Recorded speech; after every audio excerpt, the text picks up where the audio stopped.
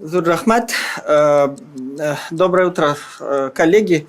Я очень рад находиться здесь, в Уфе. Огромное спасибо организаторам за приглашение на столь интересную конференцию. Я с удовольствием прослушал предыдущие доклады, и особенно Юрию Николаевичу большое спасибо за то, что он ввел. То есть я буду в продолжение вести разговор. Мой доклад посвящен пограничным идентичностям и перспективам этнокультурного развития тюркских народов России. Очень интересные и любопытные этнические процессы происходят среди российских тюрков, и они сложные, скажем так, да, многоэтажные. С одной стороны, происходит осознание некого такого, да, единства тюрков России. Хотя, на первый взгляд, это вроде бы разнообразная такая общность, но очень много что объединяет. В первую очередь, это, конечно же, язык и лингвистический.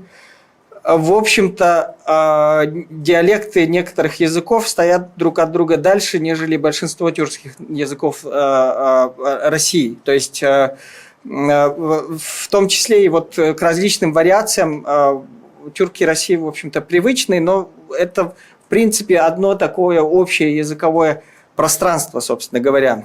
Вот сегодня я давал интервью башкирскому радио на ногайском языке. Мне сказали, что все понятно.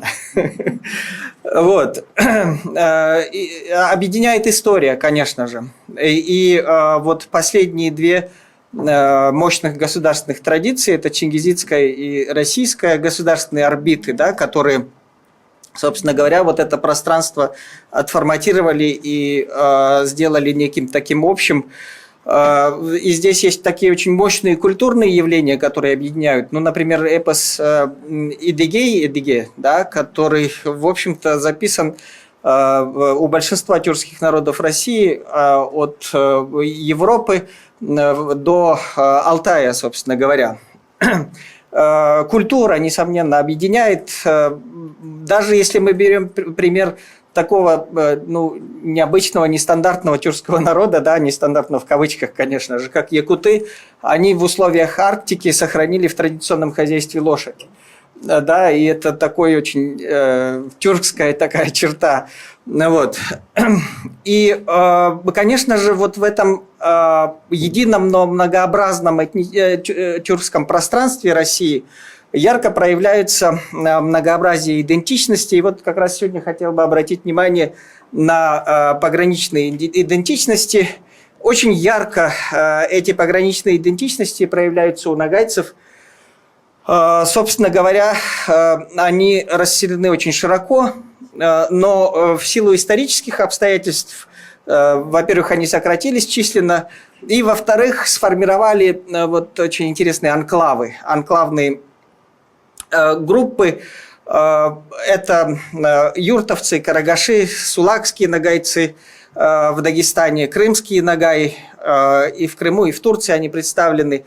И вот у этих групп, с одной стороны, сохраняется такая общая генеральная нагайская идентичность, но тем не менее вот их идентичности очень действительно пограничные. Если мы берем, например, юртовцев и карагашей, это так называемая конструировавшаяся в советские годы группа астраханских нагайцев. Вот, абсолютно искусственная. И вот астраханских татар, так называемых, да, юртовцев и карагашей, их действительно в советские годы записали татарами, преподавали татарский литературный язык. И, в общем-то, вот все советские годы их считали татарами. И вдруг сегодня выясняется, что, оказывается, они не татары. А кто они? Вот. В первую очередь вот у них выходит собственная региональная идентичность, то есть карагаши и юртовцы при сохранении самоназвания Нугай, они вот себя в первую очередь, естественно, идентифицируют как юртовцы и карагаши. и дальше нагайцы. То есть вот эта вот многоступенчатость и эта вот пограничность между, с одной стороны, вот между нагайцами и татарами, потому что за 70 лет появились юртовцы, которые говорят миннугай, но при этом записываются татарами и говорят, что они татары. И больше их тянет вот в Казань все-таки. Но есть значительная часть их, которые считают, что нет, ну мы все-таки не татары. Вот эта вот их пограничность и это их вот некое такое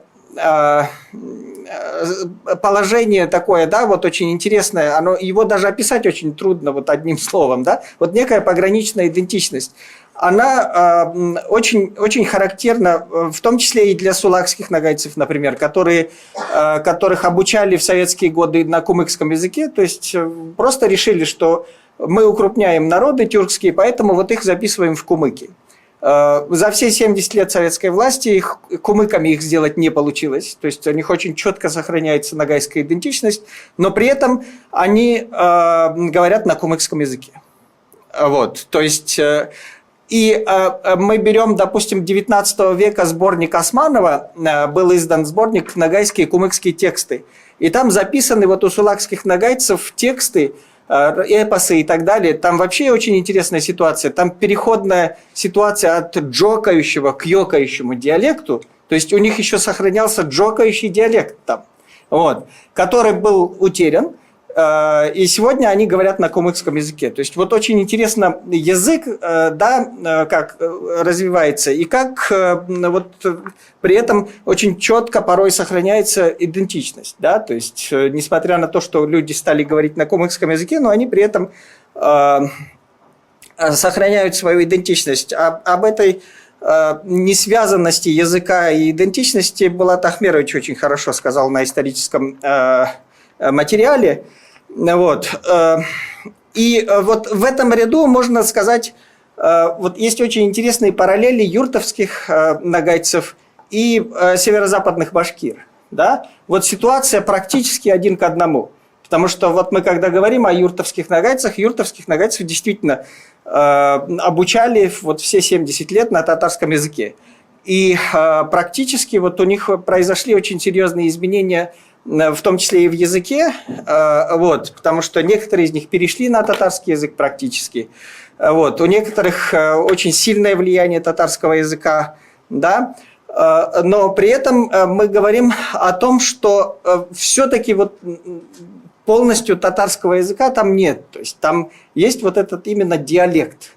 Да, мы его называем юртовским диалектом, а Леонид Шайсултанович Арсланов, который изучал специально их, в лингвистическом отношении, он вообще говорит, ставит вопрос о существовании юртовского нагайского языка. То есть он его выделяет практически в отдельный язык. Да? Вот. И то же самое можно говорить о том, что существует диалект действительно северо-западный башкирского языка. Да? То есть, потому что есть вот эти процессы, они очень тесно, очень их легко можно вот параллели провести, да, между юртовским диалектом, как хотите, языком нагайским, да, и северо-башкирским диалектом. Мне кажется, что здесь очень такая хорошая параллель. Что можно сказать о перспективах развития тюркских народов России? Ну, во-первых, очень четко можно сказать, что завершился советский период конструкции тюркских наций.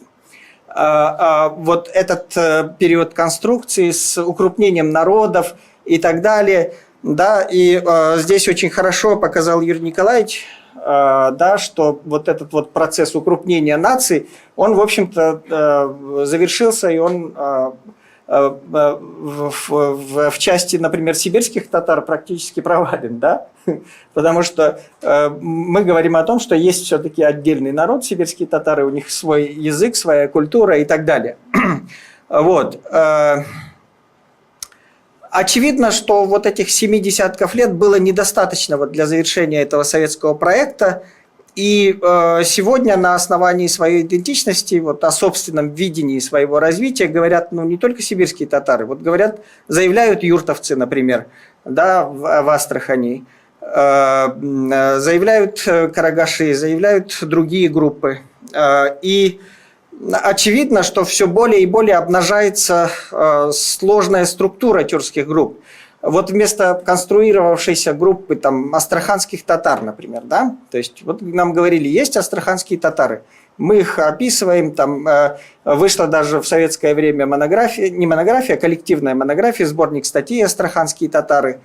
Вот. Но мы на Нижней Волге видим очень четко казанских татар отдельно. Вот. Мы видим отдельно юртовцев, которых 70 лет обучали на татарском языке, но у них нет связей с казанскими татарами-переселенцами в Астраханской области. То есть они очень четко себя обособляют. Они вот в подавляющем своем большинстве не включают себя вот в состав татар, скажем так, явочным порядком. Да? То есть даже если их записывали татарами все эти советские годы, они не стали татарами. То есть они так и остались юртовцами, фактически.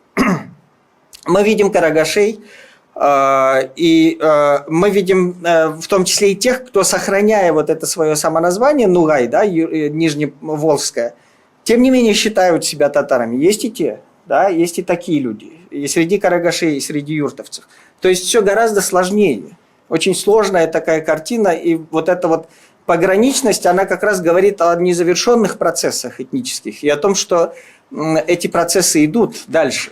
И нам очень сложно, кстати, сегодня предсказать, как все это завершится. Да? Вот насколько эта группа, например, юртовцев, 40 тысяч человек, да, может быть, для 5-миллионного татарского народа это ничто. Но, допустим, для 100-тысячного ногайского народа это 40% их численности, которая не включена в их состав, собственно говоря. Да? То есть, и это тоже вот очень, очень интересно, как дальше будет это все развиваться. Вот. Есть, конечно же, масса проблем в развитии тюркских народов России. Очень остро стоит проблема языка. И тут, конечно, много говорится о языковой ассимиляции, что на русский язык переходит и так далее, но проблема глубже. Например, проблема, что делать с диалектами. Вот. Здесь в Башкортостане, кстати, это стоит, да, проблема с северо-западным диалектом. Та же проблема, допустим, с юртовцами. Да, что они развивают свой диалект, который Арсланов называл языком. Да? Они издают на нем литературу, они проводят на нем собрания и так далее, и так далее. Не на татарском, а именно на своем юртовском, да? Который они считают ногайским, но от литературного ногайского он отличается. И вот это тоже проблема, да? Насколько вот, что делать с этим, да? Развивать ли дальше общий литературный или допускать существование вот этих вот региональных диалектов-языков? Что с этим делать? Вот сейчас в ногайском движении устанавливается убеждение, что нет, а давайте мы будем поддерживать наших юртовских братьев в том, чтобы они сохраняли свой диалект. И в интернете очень много публикаций, выступлений и так далее с сохранением диалекта вот именно юртовского. Они говорят, да, мы ногайцы, но мы говорим на своем языке, на своем диалекте. Вот. И это тоже очень интересно, потому что вот это некий отход от этих советских, да, представлений, что раз один народ, должен быть один язык. На самом деле, да, вот современное движение развития многих тюркских народов и вот этих вот пограничных групп говорит о том, что может существовать один народ, но с разными группами и диалектами. Кстати, исторически это и было. Вот сегодня много говорю о ногайцах, но если говорить о ногайцах, был джокающий диалект, да, был йокающий диалект, и они совершенно четко друг с другом сосуществовали. То есть никогда не было такого, чтобы один ногайец другому сказал, нет, ты говоришь не по-ногайски. Да? Если встречаются, допустим, человек с джокающим диалектом и с йокающим диалектом. Есть базовая лексика, которая, кстати, вот юртовцев в Астрахани, она их выделяет из числа татар. Базовая лексика, она у них именно ногайская. Да, с другим произношением, но все-таки. Вот, то есть вот это вот усложнение, да, и возможность развития вот вопреки вот этим советским стандартам, да, мне кажется, что это вот для тюркских народов возможность вот дальнейшего развития, да, то есть разные группы могут сохранять свои диалекты, свои даже языки, поскольку на них основана их локальная местная культура. Вот. И при этом интегрироваться вот в ту общность, с которой они сами себя идентифицируют. Это очень интересный тренд, который, видимо, будет дальше развиваться вот среди этих групп с пограничными идентичностями. То есть, мне кажется, что российское тюркское этнокультурное пространство сейчас испытывает некий такой процесс переформатирования. Вот. Это переформатирование идет сейчас вот как раз в горячей стадии, скажем так, да. И, видимо, мы с вами уже в результатах этой переписи увидим, да, к чему это ведет. Я думаю, что и численность сибирских татар, тех, кто сам себя идентифицирует с сибирскими татарами, да, вырастет. Я думаю, что и в Астрахани, в Нижнем Поволжье изменится вот эта вот этническая, да, ситуация. И будет масса других, видимо, ну, сюрпризов, я не знаю. Для нас это не сюрпризы, но тем не менее. Вот, собственно говоря, кратко то, что хотел сказать. Спасибо. Спасибо, уважаемые коллеги. Вопрос, пожалуйста. Так, пожалуйста. Представьтесь, пожалуйста. Саиду Айслу Хамзин. Вот у меня, вы говорите пограничная идентичность. Вот у Ясперса есть понятие пограничной ситуации. Вот вы все время из выступающих бросаете камень на советский строй, на советскую страну, где мы с вами все это образование получили, и вот до этой истины доперлись. Стоим, понимаем, что, о чем говорим. Это советская школа нам такую возможность дала. Вот исходя из этого, вы видите, что по всей стране идет, как говорится, после исчезновения колхозов-совхозов, деревни, как говорится, по всей нашей стране вымирают. А все диалектические, диалектные группы сохраняются только в деревне. У вас тема доклада называется «Этнокультура и идентичность». А этнокультура же, она сохраняется только в деревне. В результате урбанизации в городе же вот мы все одинаковые, мы же свои этнические составляющие оставляем, как говорится, за порогом деревенского дома. И поэтому вот в вашем докладе есть некая такая нестыковка или парадоксальность, по-другому говоря. И у меня вот создалось впечатление, что пограничная идентичность вашего доклада, вы сами находитесь в пограничной ситуации или-или. И поэтому вам нужно как-то определиться, как мои мужики, если вы это покажете нам, как будете выходить, мы тогда к вам просто присоединимся, потому что миром управляют не пограничные идентичные мужчины, а которые знают, что делать дальше с этим миром. Спасибо огромное за вашу такую очень яркую критику. Я хотел бы сказать, что, во-первых, не бросаю камни в советское прошлое, я просто анализирую, что происходило в советское время. Понимаете, вот в нашей жизни не все черно-белое. Это вот, опять же, советское наследие. Должны быть только татары, и все. Должны быть только вот эти, и все. То есть мы вот записали это, зафиксировали в паспорте. И шаг влево, шаг вправо, расстрел. Понимаете, а ситуация гораздо сложнее.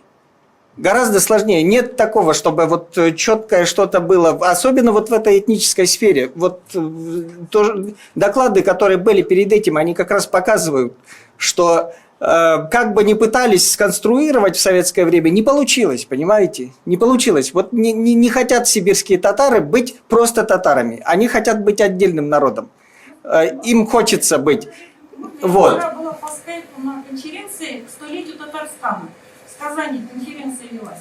Я ничего критического не могла сказать. Поэтому, когда товарищ из сибирских татар выступал, у меня был такой тезис. Может, тогда сибирским татарам присоединиться к нам башкирам? Тогда у них будет меньше проблем. Тем более, диалектически они разговаривают почти как мы. Вот Антал, Малтат, Элемтер, Семен, Балта, Билемтер. Мы не можем себе тогда. Вот как раз таки вот не хотят сибирские татары никому присоединяться. Вот не хотят. Они хотят быть отдельно, они хотят быть самими собой. Понимаете? Вот. И да, насчет вторая часть вашей критики тоже была очень существенна, что якобы этническая культура существует только в селе. Ну, неправда это. Этническая культура очень даже хорошо существует и в городе тоже. Та же Астрахань показывает, эти карагаши живут в пределах Астрахани. В пределах Астрахани развивалась ногайская, нижневолжская культура. Там есть ногайская мечеть, например, историческая. Там действовали очень выдающиеся деятели ногайской культуры. Именно в Астрахани непосредственно. Они не действовали где-то там в Сиитовке, в селе, а действовали именно в Астрахани, понимаете? Вот. И то же самое, вот современные города, например, они являются локомотивом движений этнических. Ну, например, ногайское этническое движение очень сильно развивается в Новом Уренгое. Это город, но люди в Новом Уренгое являются именно локомотивом этнического движения ногайского. Они очень сильно влияют на то, что происходит, например, в Ногайском районе Республики Дагестан. Они в 2017 году, когда Абдулатипов захотел там 2 села переселенцев горских легализовать в Ногайском районе, именно из Нового Уренгоя пришло движение, которое фактически привело к банкротству абдулатиповских планов. И более того, потом у него была отставка. Понимаете? То есть этническая, вот эта вот этническая культура, вы ее понимаете как танцы и народный костюм, но это не так. Сегодня это не так. Мы с вами вот одинаково вроде бы одеты, но, извините, у меня своя культура, я себя как нагаец манифестирую, могу манифестировать другим способом. Я не обязательно должен ходить в черкеске и в папахе, понимаете? Вот. То есть сегодня мы должны понимать, что сегодня этническое изменилось. И вот этот вот яркий пример Нового Уренгоя, который люди переселились, многие из молодых людей откровенно плохо говорят по-ногайски, но они считают себя ногайцами, они манифестируют себя через другие какие-то маркеры. Немножко по-другому. Понимаете? Можно я поправку внизу? Пожалуйста. Минута одна. Просто вы знаете, вы меня неправильно поняли. Вот есть был такой философ Мартин Хайдеггер. Он говорил, все из деревни приезжают и составляют высокую науку. Но при этом у них вот этот провинциализм мышления присутствует. Я вот это имела в виду. А не то, что вы так меня поняли. Окей. Спасибо. Еще кто? Пожалуйста. Ага. Представьте, пожалуйста. Ради Бахтиев, движение северо-западных городов башкирских, Башкирстан. Вы упомянули, что, говоря на разных диалектах, нагайцы друг друга все равно называют нагайцем, да? А у нас в Башкирстане сложилась чуть-чуть другая ситуация именно с северо-западным диалектом. Что, проблема в том, что остальные башкиры как бы не признают из-за того, что язык не похож, вот с этим что-то тоже надо сделать. Спасибо. Дальше. Рафиль Рафкатович, вам слово для вопроса. Да, мне вот понравился тезис Ахмед Ильич по поводу того, что для 5,5 миллионов татарского народа 50 тысяч русских татар или нагайцев это не столь значение, как для 100 тысяч нагайцев. А вот хотел продолжение вот этой темы, возможно, им не численность нужна казахским коллегам, а что-то другое. Что им нужно? Почему и вот у нас постоянно здесь такие терки, скажем так. Да, там, конечно же, речь идет о том, что, оказывается, за 70 лет не получилось из них выковать татар, понимаете? И вот это очень важно. Есть очень много людей в Казани вот с этим мышлением, уж извините меня, с реликтовым советским мышлением, что вот должны быть они татарами и все. И очень многим очень трудно признать, что не получилось. Понимаете? И это считается делом принципа, что мы должны сохранить юртовцев как татар. Не из-за того, что там численность, да, ну действительно, что такое 40 тысяч для 5 миллионов татар? Не из-за численности, а именно как вот такой вот... Признать свое поражение всегда тяжело, да, всегда трудно. Особенно поражение вот этого проекта, да, что мы укрупняем народ и поэтому плюем на идентичности этих людей, записываем их так, как советской власти нужно. Да? Но вот не получилось. И вот эта неудача, ее очень тяжело признать.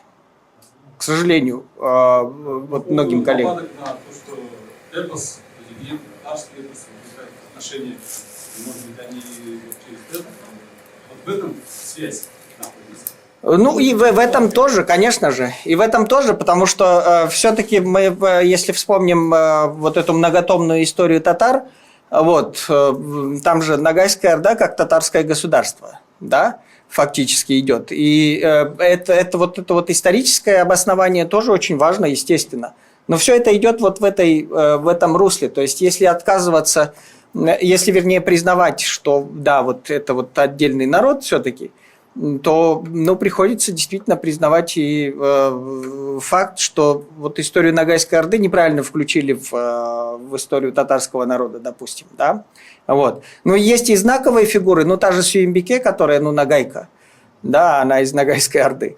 Вот. Правда, Нурсултан Абишевич вдруг сказал, что она казашка, но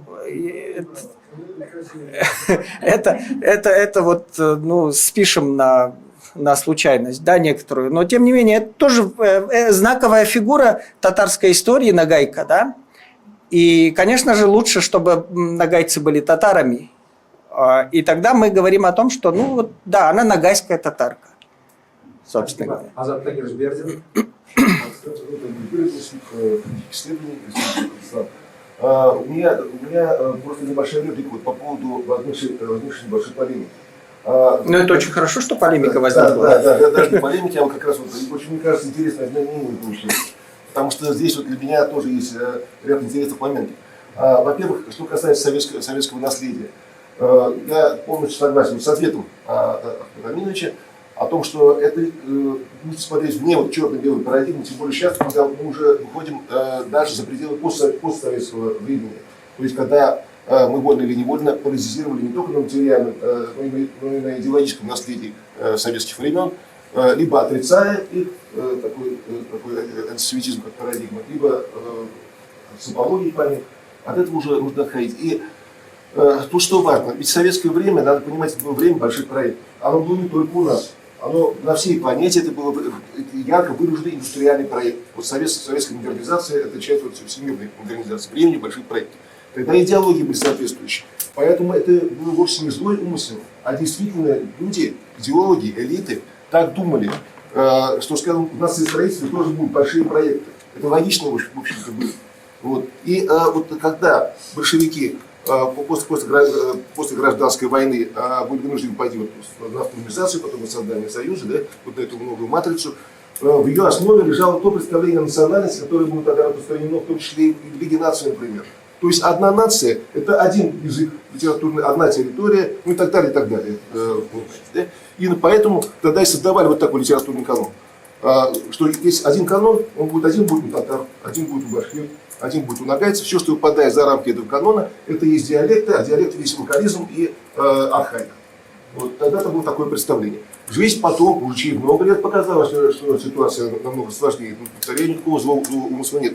И вот мне здесь кажется, что вот возникшим обвинениями интересное замечание Ахмета Аминова насчет нежелания признавать свои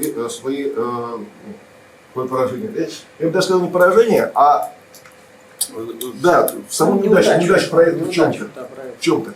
Это действительно для любого национального проекта очень важно уметь признавать, даже для человека, уметь признавать свои ошибки или неудачи в чем-то. Этим мы выиграем намного больше. Как раз характерный пример с северо-западным диалектом башкирского языка. Ведь башкирский проект тоже развивался в рамках советского, естественно.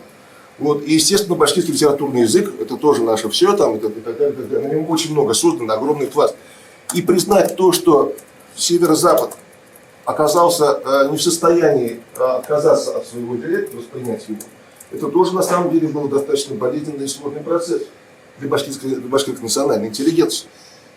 Вот. Он даже сейчас для некоторых болезненный. Хотя вот здесь можно похвалить свой собственный проект, я тоже башкир, тоже отношусь к башкирской нации, о том, что сил для этого в башкирских элитах и в башкирских экспортных сообществах хватило, чтобы признать, что диалект существует. Более того, поддержать вот это движение снизу, вот проект Безморского парка, вот как раз яркий пример этого что никто не говорит, что северо-западный диалект как-то заменит русскую литературу. Нет, это невозможно, это ни к чему. Но признать то, что люди на нем говорят, это можно. Что это не татарский язык, это именно северо-западный диалект башкирского языка. Искусство и так далее, это уже это задача освещения и лингвистов, и этнополитологов, что, кстати, делалось в советское время. Никто не отрицал академическое сообщество, что это диалект башкирского языка. И проблемы вокруг этого лежат уже не в лингвистической плоскости на самом деле, а в этнополитической. И сохранение этого диалекта, да, оно обусловлено еще и конкуренцией двух национальных проектов, да. Именно поэтому никто про северо-восточный там не говорит, а про северо-западный говорит. Но вот факт есть факт. И вот в этом, мне кажется, действительно важное замечание. Да, тут есть над чем подумать. Что для национальной проектности важно уметь в определенном смысле признавать свои неудачи и так далее. Я вот помню реакцию очень хороших людей, наших коллег из Татарстана, как раз на событии в Астраханской области, как раз вот передача, которая сейчас состоялась, перенесена, да, она была шоковой. А я тоже сначала подумал, а почему шок-то? Ведь на самом деле для переписи значения никакого иметь не будет. Для количества татар, да никакого это значения иметь не будет. Даже если все карадаши, юртовские татары, юртовские нагайцы допишутся нагайцами просто, это ничто не сыграет для 5,5 миллионов татарского народа. А тем не менее такая реакция, причем у очень умных, высокопоставленных людей. Почему? А да, это, видимо, лежит уже в самой основе национальной проектности, что сформируется жесткая идеология, в которой ты всегда прав, твой народ всегда прав. Ну, правоту признать тяжелее, чем твой жесткий прав. Вот это очень интересный нюанс, мне кажется, надо их начать подумать. Спасибо.